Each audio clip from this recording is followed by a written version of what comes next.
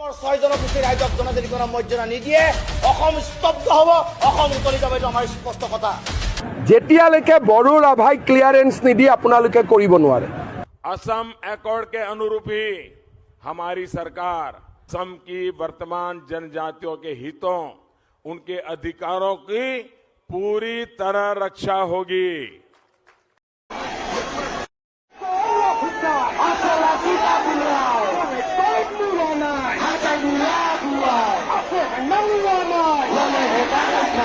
আদিত্য খাকলারিক আজি ডাইরেক্ট সুধিছো যে আমি ভারতীয় সংবিধানের 342 ইন্ডিয়ান কনস্টিটিউশনত ক্লিয়ারলি উল্লেখ আছে এডভান্স ক্লাস ভারত। মই আদিত্য খাকলারিক আজি ডাইরেক্ট সুধিছো যে আমি যদি এডভান্স ক্লাস, আপোনালোক কেনেকে বেকওয়ার্ড ক্লাস হল?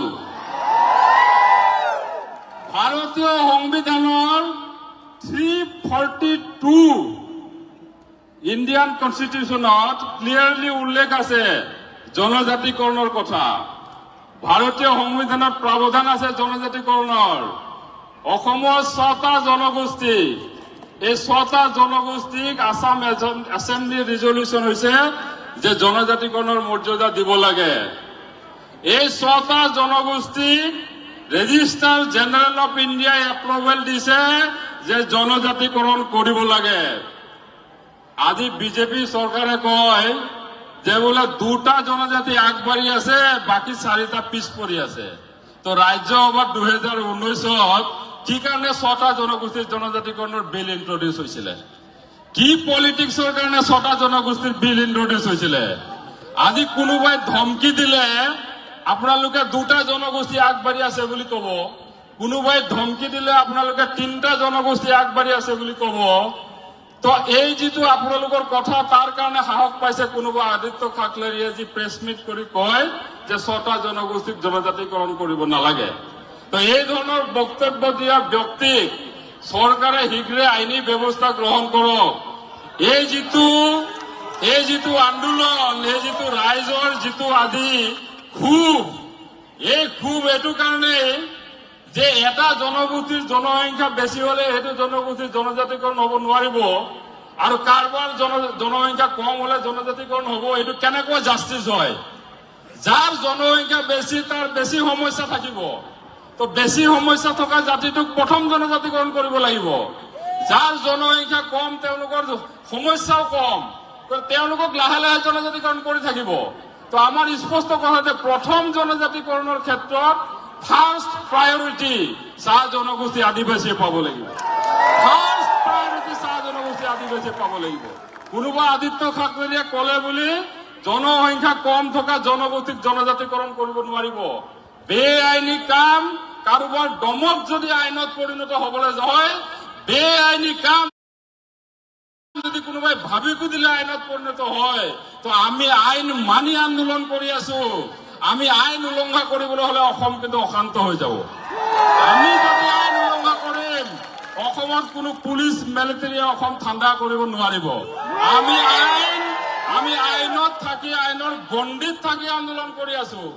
আৰু এই আন্দোলনটো কোনেও ভাবিব নালাগে যে শান্তিপূৰ্ণ আন্দোলনটোত আমি কেতিয়াবা কাৰোবাৰ ভাবুকিত ভয় খাম। কোনোবাই ৰাতি আন্দোলন কৰে, আমি দিনত আন্দোলন কৰিছো।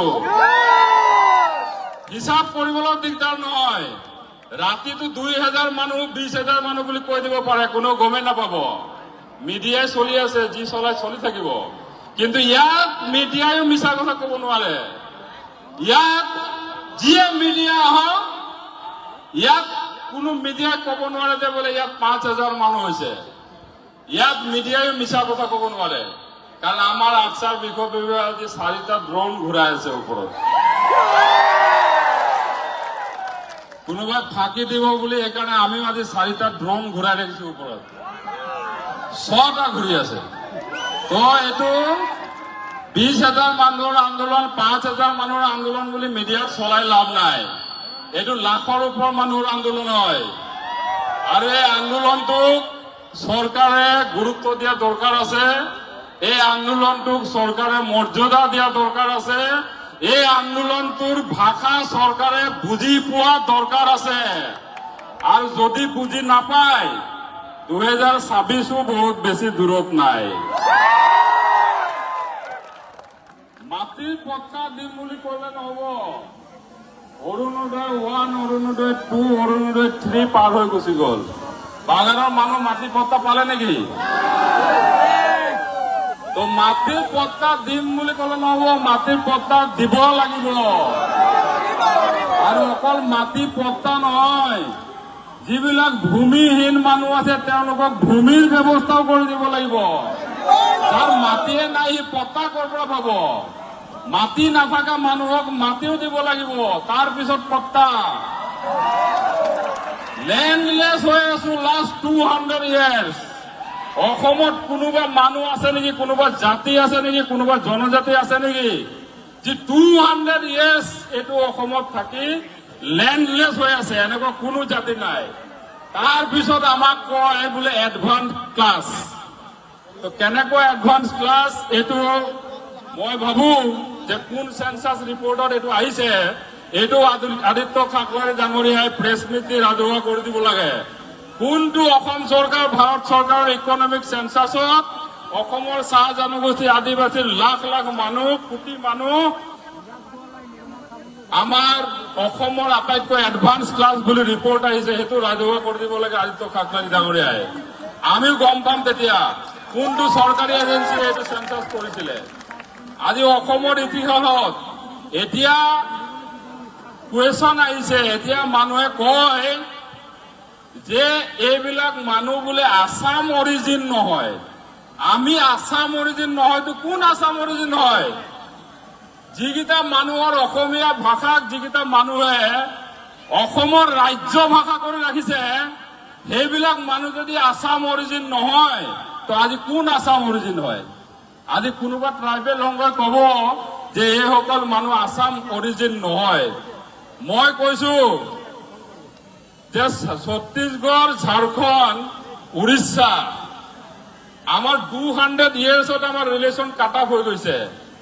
200 বছৰ অসমত আছো, অসমৰ ভাষাক আমাৰ নিজৰ ভাষা বুলি লৈছো, অসমৰ সংস্কৃতিক আমাৰ নিজৰ সংস্কৃতি বুলি লৈছো, অসমৰ কাৰণে আমি শ্বহীদ হৈছো। তাৰ পিছত আজি যদি কোনোবাই কয় এইসকল মানুহ আসাম অৰিজিন নহয়, কোনে আসাম অৰিজিন হ'ব? মাংৰি উৰাং মৰি গ'ল 1921ত ভাৰতৰ স্বাধীনতা সংগ্ৰামৰ কাৰণে। আজি প্ৰশ্ন উঠিব নেকি মাংৰি উৰাং আসাম অৰিজিন আছিলে নে নাছিলে? মাংৰি উৰাং 21ত শ্বহীদ হ'ল।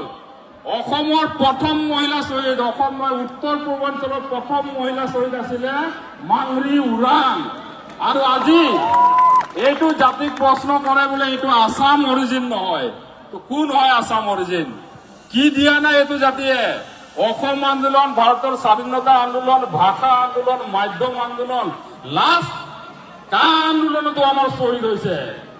ইয়াৰ পিছত যিটো জাতিয়ে অসমক নিজৰ মাটি, নিজৰ জাতি, নিজৰ দেশ বুলি ভাবি এইখন অসমৰ প্ৰতিটো বিপদত, প্ৰতিটো সংকটত থিয় হৈছে, সেইটো জাতিক আজি কোনোবাই প্ৰশ্ন কৰিব এই জাতিটো আসাম অৰিজিন নহয়।